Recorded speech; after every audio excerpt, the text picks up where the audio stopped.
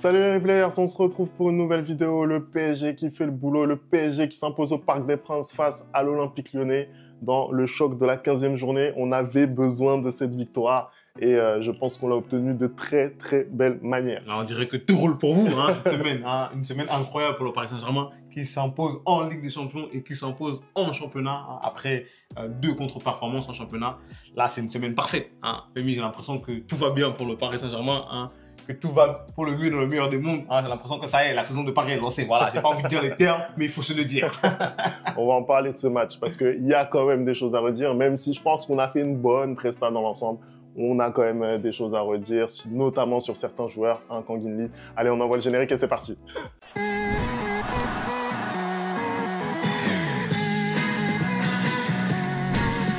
Allez, on commence ce débrief. Le PSG donc qui s'impose face à une équipe de Lyon qui est en forme ces derniers temps. On rappelle que ils ont tapé en milieu de semaine Francfort. On rappelle que depuis que Pierre Sage est sur le banc, voilà, c'est une équipe qui est podium Ligue 1. On va pas se mentir. C'est une équipe très forte qui a eu un peu de mal, encore une fois, cette année en début de saison, mais qui a trouvé sa carburation là depuis vraiment quelques matchs.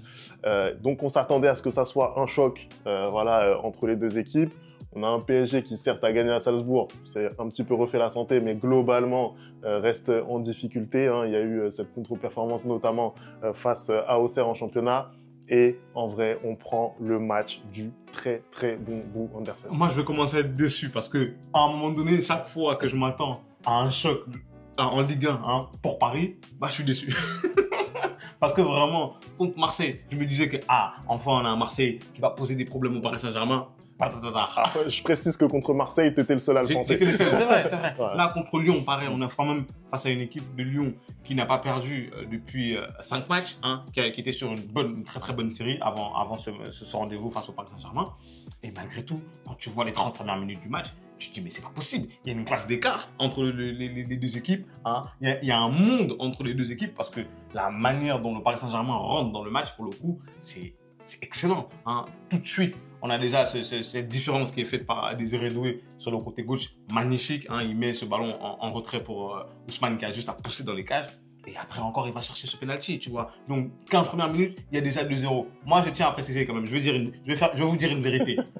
La Ligue 1, arrêtez de mettre des matchs à 20h45. Parce que moi, j'étais posé sur mon canapé tranquille. Je regardais la télé, je scrollais sur mon téléphone. Après, je sais pas pourquoi. J'ai zappé, j'ai mis DAZN et je voyais le match. Et je me rends compte que le match il a commencé depuis 15 minutes, donc j'ai raté 2 buts déjà. J'ai dû rembobiner pour revoir le début du match. Ouais, c'est vrai. Non, mais mettez les matchs à 21h comme tout le monde. Après, ça fait 4 ans, frère, qui sont à 20h45, on se réveille. Non, mais j'ai été surpris. J'ai pas été le seul à être surpris sur la chaîne, mais j'ai été surpris, voilà. Mais oui, en tout cas, je suis d'accord avec toi sur le fait que on démarre très très bien cette partie. D'autant plus que Luis Enrique, encore une fois, nous a concocté des surprises. Le gars n'est pas tranquille s'il ne te fait pas une petite surprise. Un jour, une formation. Non mais vraiment, c'est incroyable.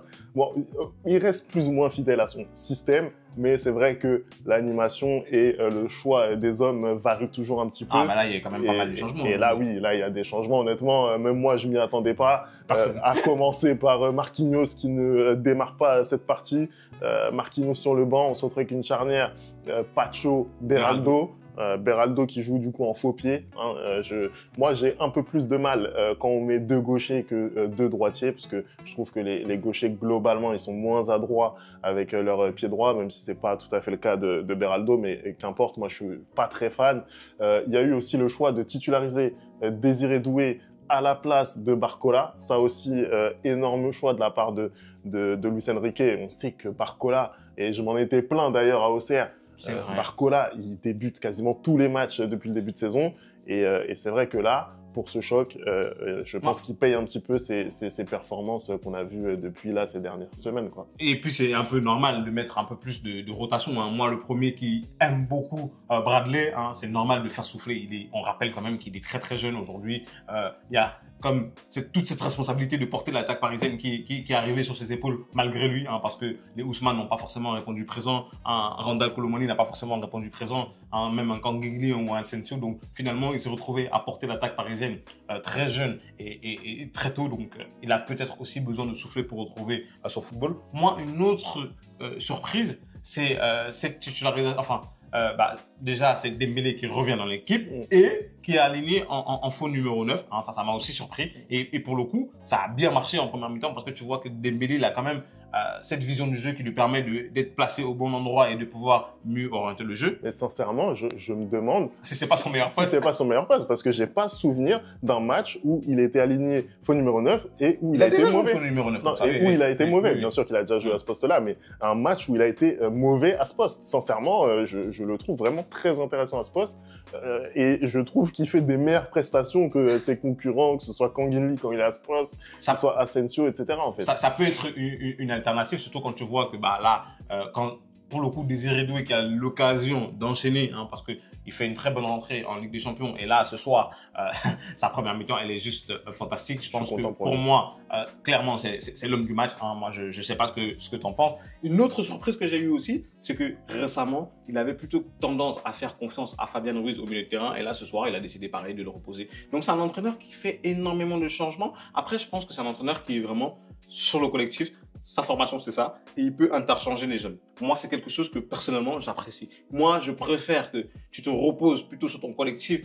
Après, il faut quand même que ton collectif ait un certain niveau plutôt que sur des individualités. Parce qu'à un moment donné, si tu perds un joueur dans les individualités, ton équipe, elle a plus de football. Elle sait plus rien faire. Et au début de la saison, je trouvais que justement, sur Paris Saint-Germain, se reposait beaucoup trop sur Dembélé pour pouvoir créer des occasions en attaque. Et là, ce soir, tu vois que un Désiré Doué qui a confiance, hein, quand il est aligné sur le côté gauche, il y a des courses qui montrent que le gars est en forme. Il y a des gestes qui montrent que le gars est en forme. Même, tu regardes son but refusé. Il est dans la surface, il t'a mis une pleine lucarne. Ça montre vraiment que le gars, il est en pleine forme. Tu vois ce que je veux dire ou pas? Donc, finalement, je trouve que au fur et à mesure que la saison avance, il trouve sa formule parce que mine de rien, quand même, là, aujourd'hui, le Paris Saint-Germain, on arrive bientôt à mi-saison. Le Paris Saint-Germain a 7 points de ses principaux adversaires qui sont Marseille et Monaco. En Ligue 1, moi je pensais que ça allait être compliqué avec cet effectif-là, je l'avais dit un peu, mais finalement, ils s'en sortent. Malgré le fait qu'ils ne sont pas au maximum de leur potentiel, ils s'en sortent très bien. Ils s'en sortent vraiment très bien, je suis d'accord. Je suis très content pour Désiré Doué encore une fois parce que voilà, l'adaptation a été compliquée. Là, on sent qu'il commence à donner la pleine mesure de son talent et on le voit au geste tenté, il est en confiance, tu vois ce que je veux dire, ça se voit, il manquait que ça, on savait qu'il en était capable, il l'a déjà fait en Ligue 1 avec le Stade Rennais et il manquait vraiment ce déclic avec le PSG. Je pense que le match et son entrée en jeu à Salzbourg a peut-être été ce déclic et ce soir il a été monstrueux, même dans l'activité, dans l'abattage défensif qu'on nous connaissait peut-être un petit peu moins, il a été très bon, donc match plein de la part de Désiré Doué. Mais pour revenir un petit peu sur les choix de Luis Enrique, on va pas se mentir, depuis qu'il a trouver un petit peu cette animation avec un milieu de terrain qui redescend parmi les centraux. Je crois que c'est depuis Auxerre que ça joue comme ça.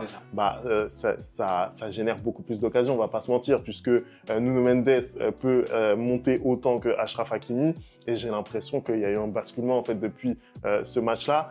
On avait dit, même si ils n'avaient pas marqué à Auxerre, qu'il y avait quand même du mieux, qu'ils avaient généré beaucoup plus, que Dembélé... Il y avait beaucoup plus de situations parce que tu n'étais pas d'accord pour les appeler des occasions. Moi, j'étais pas d'accord, mais voilà, Kolo Muani en face des cages, tu peux pas dire que c'est pas une occasion. Dembélé en face des cages, tu peux pas dire que c'est pas une occasion. Donc en vrai, on a quand même beaucoup plus généré à Auxerre que lors, par exemple, du match contre Nantes. Donc oui, depuis qu'il y a ce petit réglage tactique, on constate que c'est quand même beaucoup mieux. On est beaucoup plus productif devant. Après, je vais quand même mettre un bémol. Tu connais. Non, mais après là, je suis d'accord. Ce soir, je suis d'accord avec toi. Parce que sur Salzbourg, j'étais pas d'accord, mais là, ce soir, il y a quand même un gros bémol. Parce que, moi, j'ai un bémol. Déjà, premier bémol, la fin de première période. Déjà, pour commencer, fin de première période, tu mènes 2-0, tu dois aller à la mi-temps avec cet avantage au score.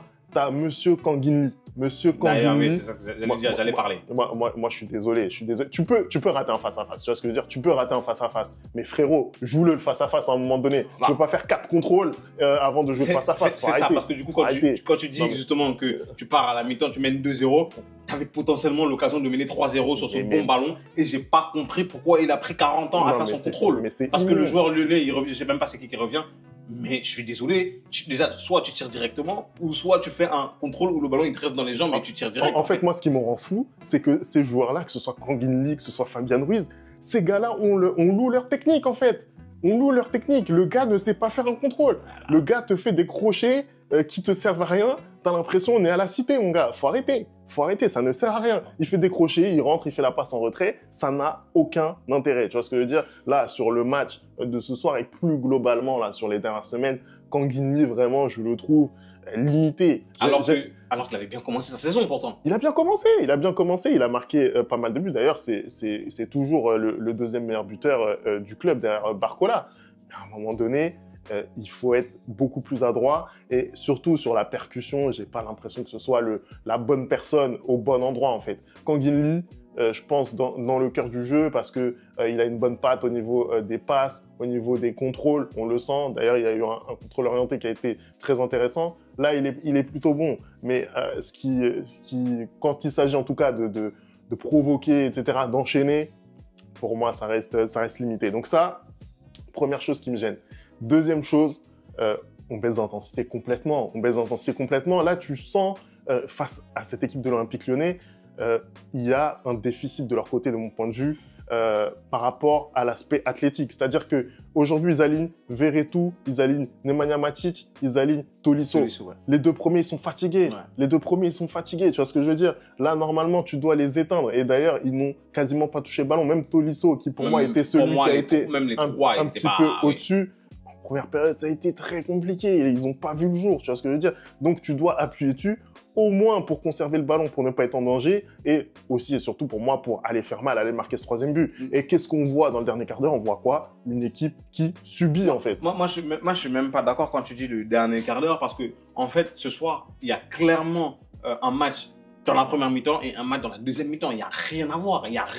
En fait, même le match, même de manière générale, entre la première mi-temps et la deuxième mi-temps, n'a absolument rien à voir. En première mi-temps, on a de l'intensité, les deux équipes qui jouent pour marquer. Et en deuxième mi-temps, c'est un faux rythme. Il n'y a pas énormément d'occasions, à part à la fin quand Lyon a un peu l'impression qu'ils peuvent revenir et quand Paris mène 3-1 aussi. Je parlais davantage du dernier quart d'heure de la première mi-temps même. Déjà, à ce moment-là, je trouve que déjà, c'est inacceptable. Après, c'est différent. Pourquoi? Parce que là, tu as une physionomie qui est différente, dans le sens où tu menais 2-0 et Lyon se relance d'ailleurs avec ce but extraordinaire de Mikotadze, pardon.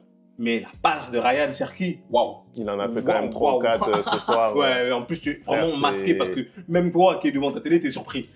Donc, ils arrivent à revenir au score grâce à ce but fantastique. Et du coup, ils ont le momentum, tu vois. Donc, ils se disent, en fait, c'est possible, on peut faire du jeu, on peut sortir. Et du coup, c'est normal que ce soit eux qui dominent un peu plus juste après. Je ne dis pas que, Paris n'aurait pas dû subir, mais c'est juste normal que quand tu n'étais pas bien rentré dans ton match, quand tu as subi pendant 30 minutes et que d'un coup tu marques un but et tu te sens pousser des ailes. Et donc du coup, Lyon a commencé un peu plus à prendre de l'avant, à faire des attaques placées, hein, à avoir du ballon, justement comme il a dit en fin de match Mikotadze, où ils ont commencé à placer des occasions et pas balancer, tu vois. Moi par contre, ce qui me dérange, c'est qu'une fois que tu as fait cette grosse 30 minutes, et ensuite 15 minutes où c'est un peu plus compliqué pour toi, tu vas en mi-temps, pendant 15 minutes tu te reposes, le coach il te parle, quand tu reviens sur le terrain, rien à voir avec ce que tu as proposé en première mi-temps. Moi, c'est plus ça qui me dérange, en fait. Tu vois, typiquement, je suis d'accord avec toi sur le fait que, plus globalement, quand on voit la première période, même quand on est juste un gars qui regarde le foot, qui ne supporte pas les deux équipes, la deuxième période, quand tu vois la fin de première période, tu te dis c'est n'importe quoi, tu vois ce que je veux dire. Mais ceci étant dit, moi, je me mets à la place des Parisiens, notamment de Luis Enrique, en vrai de vrai, et pour moi, c'est la grosse différence avec Salzbourg, c'est que même si on n'a pas proposé grand-chose en deuxième mi-temps, totalement d'accord avec toi, je trouve qu'on n'a pas du tout été mis en danger. Et ça, pour moi, c'est la responsabilité aussi des Lyonnais qui, pour moi, n'ont pas été assez courageux, pas assez de personnalité, tu vois ce que je veux dire.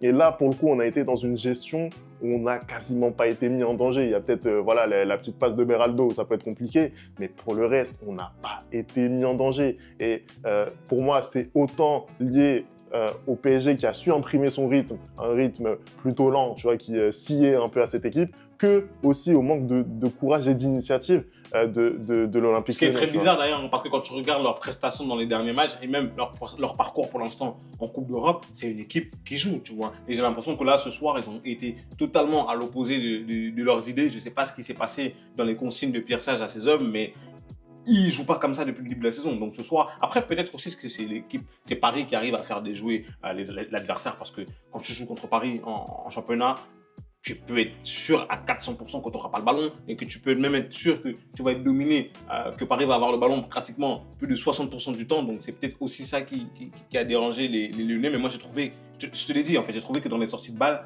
il n'y avait pas une volonté de construire le jeu. Il y avait une volonté de dégager au plus loin possible. Hein, et si ça tombe sur un joueur lyonnais, bah, tant mieux. Et tu ne peux pas jouer comme ça contre Paris. Tu ne peux pas parce que c'est une équipe où tu dois, justement, je trouve que c'est une équipe qui attaque beaucoup et que tu dois attendre et procéder par contre. Et j'ai pas compris, par exemple, typiquement en deuxième mi-temps, quand à la 64e minute, il te sort sa ligne d'attaque, à Ryan Cherki et tout. Mais j'ai dit, mais qu'est-ce que tu. Et Miko Tadze, j'ai dit, mais qu'est-ce que tu comptes faire? Parce que typiquement, les remplaçants qu'il a mis, pour moi, ce ne sont pas des gars qui vont être bons en contre-attaque. Ce ne sont pas des gars qui vont, comment dire, te faire basculer ce match-là. Je pense que. Non, après voilà, ils ont eu un match jeudi, il faut pas l'oublier. C'est vrai. Mais Lacazette, Fofana, ils sont normalement titulaires avec Cherki. Ça a été plutôt une surprise de voir Miko Tadze et Noama titularisés, mais c'est vrai que leur rentrée n'est pas bonne, tout simplement, on va pas se mentir. Moi, j'attendais peut-être plus d'un joueur comme Malik Fofana, tu vois, il est en forme, il est virevoltant, il est rapide,